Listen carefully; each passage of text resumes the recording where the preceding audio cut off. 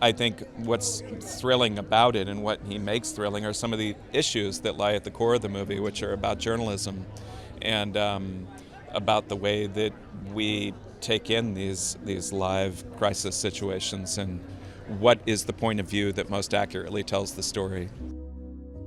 Well, September 5 is an account of the story of the ABC Sports Network, who were there to cover the 1972 Munich Olympic Games, and they were doing it for the first time with satellite, able to broadcast live across the globe. It obviously stands and falls with the script.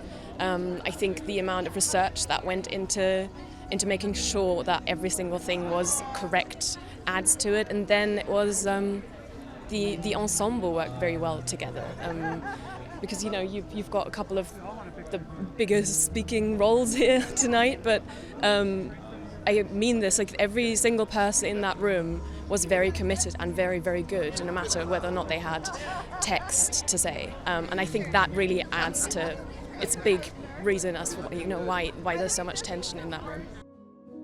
Yeah, in September 5 we tell the events of that tragic day in '72 in Munich, but from a very distinctive perspective. It is a true story of a crew of sports television broadcasters of ABC Sports that had to make the switch from reporting on the Olympics to reporting on this crisis on this day in Munich.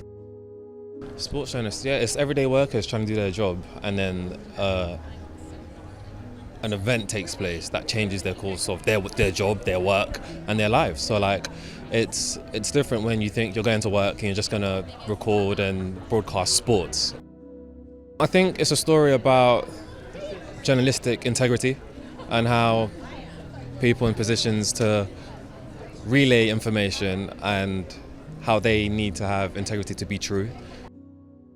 Well, actually we wanted to create a kinetic experience or a kinetic film and a riveting experience for the audience to feel right in the center of the journalists who were experiencing that the same way. And that was Tim's approach and the DOP's approach, and it was shot with handheld camera all the way, and that helped my editing and pacing the film. But we equally spent also a lot of time getting the emotional beats on the spot as well, because it's just a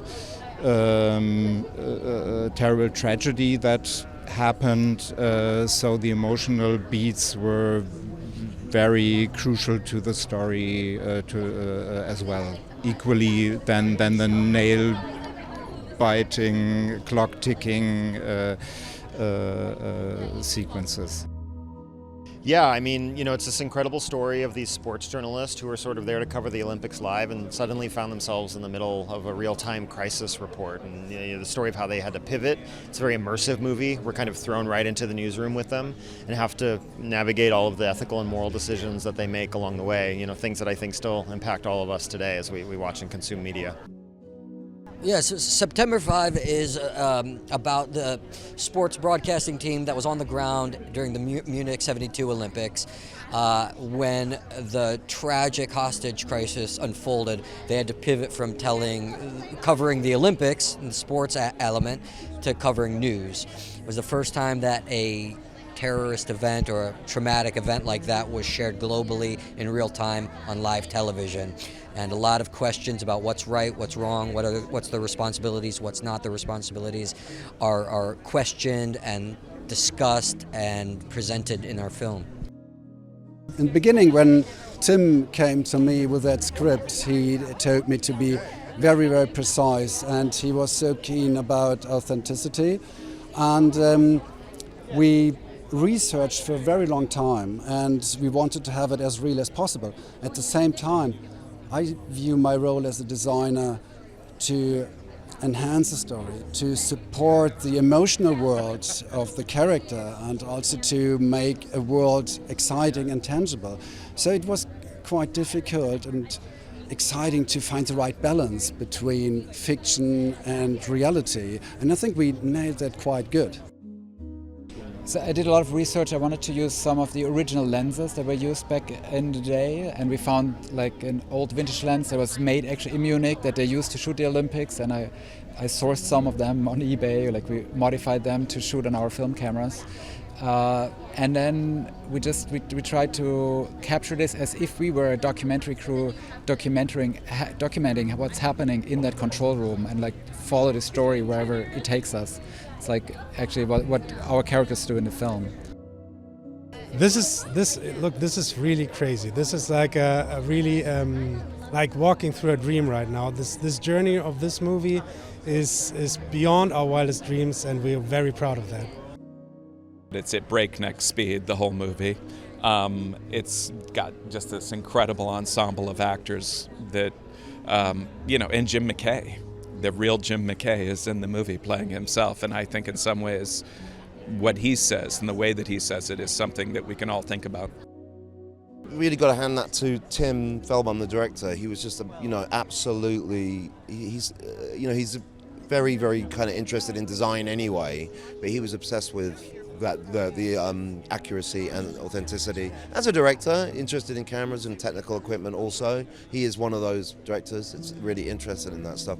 And it was just very, very important to him because it was real events and hard events. It was important to him to be accurate. So they rebuilt the studio. They got pretty much all the equipment from strange collectors online, and that was, almost a functioning studio. All the screens worked. None of the things that you normally happen.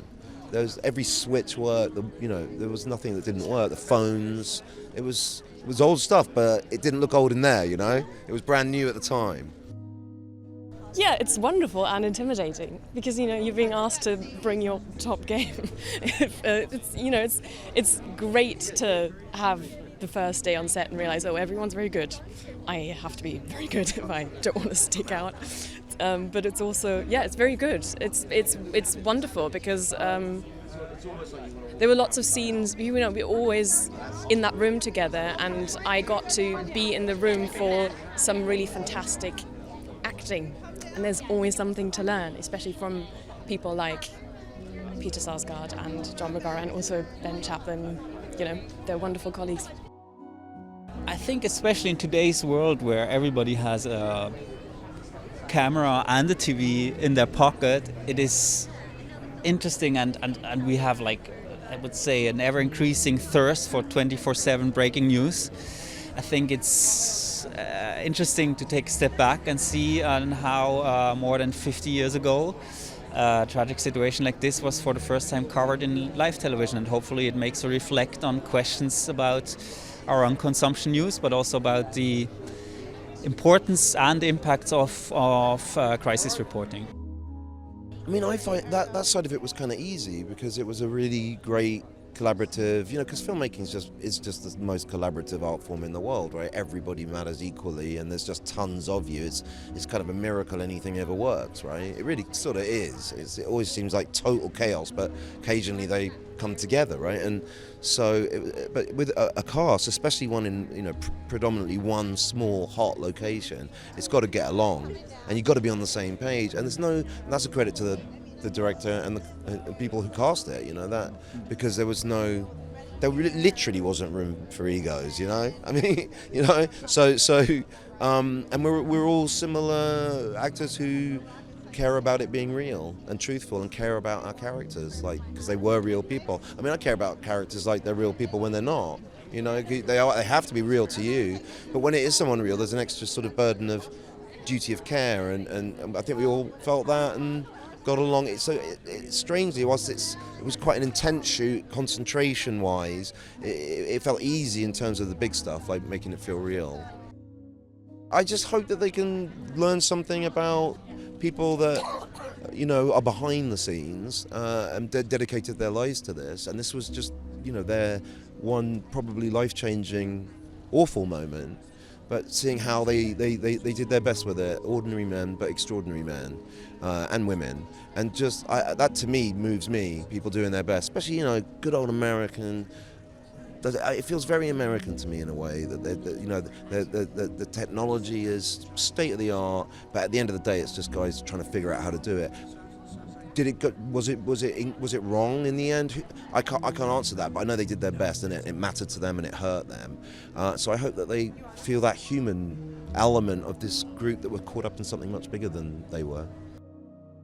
I think they can look forward to a riveting experience, a nail-biting journalistic thriller based on real events and high-stake moral questions that the characters faced back then. And I think it's timely as well, because that was the very first time that an act of terror had been broadcast live on television, and we all know what happened since. So I think it's an entertaining experience, but also like a thought-provoking experience. Listen, our cast is, best in game. We have Peter, we have John, we have Leonie, we have Ben.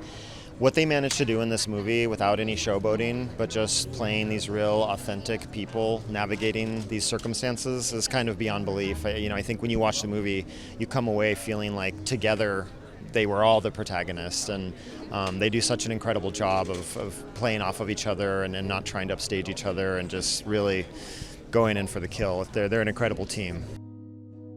Well, when you have great artists around you and a great production design team and people who are really motivated to get it right, that helps in an enormous way.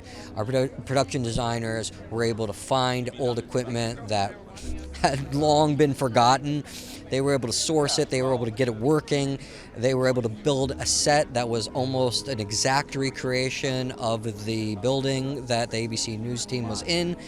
And we were able to have machines and televisions that were actually working. So that made our job so much easier. And then on top of that, we had the actual footage from ABC, from the '72 Olympics. We had Jim McKay there, we had Howard Cosell there.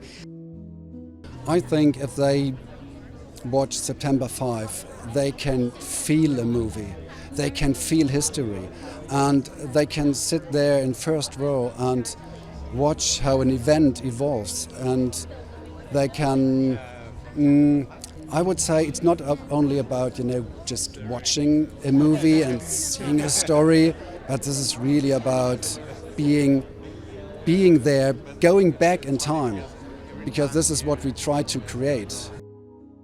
Well, we have an amazing production designer, Julian Wagner, and him and Tim have worked together on Tim's films in the past. Tim, with Julian, Julian just recreated that set one-to-one as it was back then. It's like that ABC studio. There is something about being in that tiny space with everyone. I'm not going to lie, the days were not particularly fun always. That was exhausting, and the days were long. But that did add to, I think, what maybe those people must have felt like over those 22 hours. We had a little bit of a taste of that.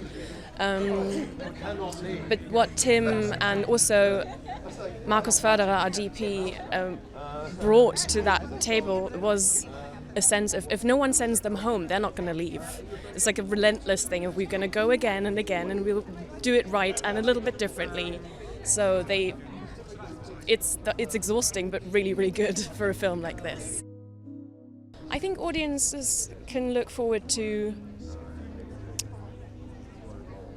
a thriller, a film that is a declaration of love to the analog way of making TV back in the days, because there's a lot of details about how it was made, and I think there's also something to be learned about that event happening, and I think you can walk away with a couple of questions that are to do with how do we consume news / how do we create news.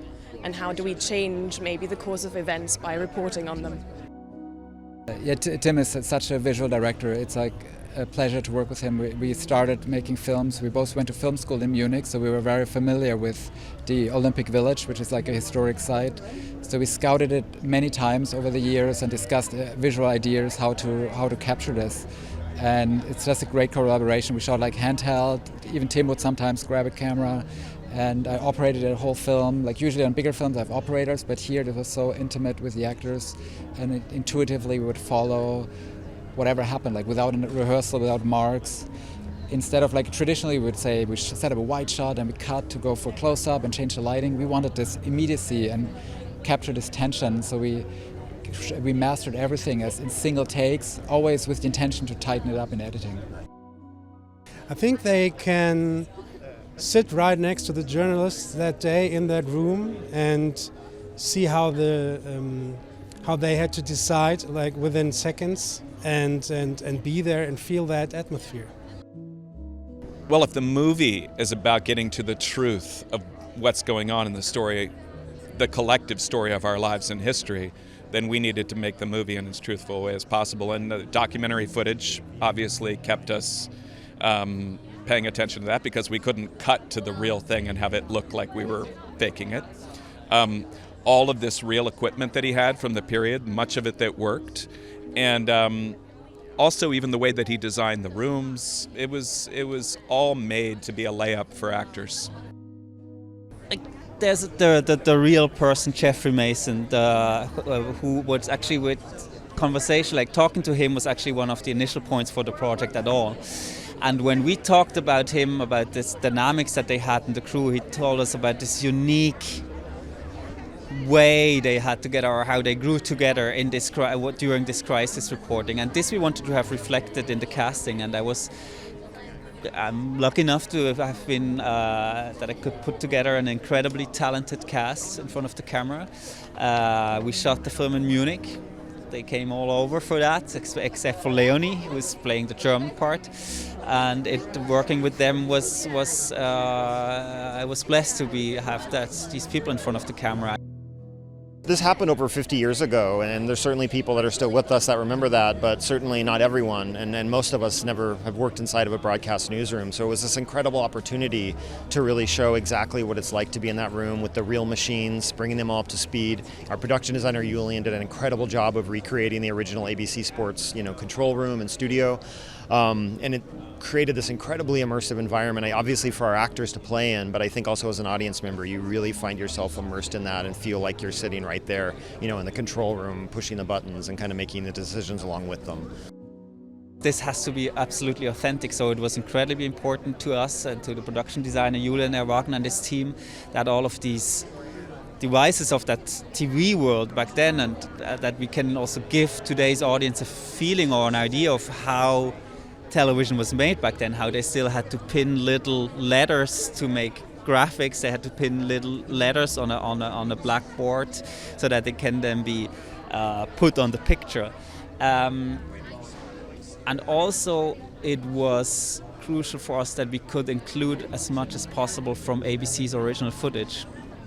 And that was important for two reasons. One was that I wanted to have partly original footage on these monitors. I wanted the cast to be able to look at real images, so in a way the reality would blend with our scenes.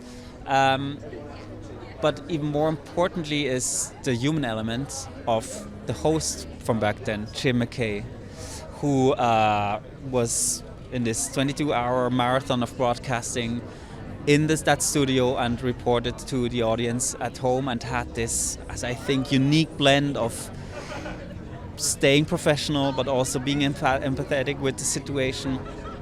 And it was essential for us that we could use this footage. And I consider myself very lucky that with the help of Jeffrey Mason and Sean McManus, the son of Jim McKay, we could make this possible. As a producer, I hope that audiences are entertained, and then that we've told a really good story. Just as a human being, I hope that audiences are allowed to look at what happened, in 1972 and reflect on the way that news stories are told and the way that we, consume and perceive them to this day. With technology ever evolving in the same way that it was then, we're still asking ourselves the same questions.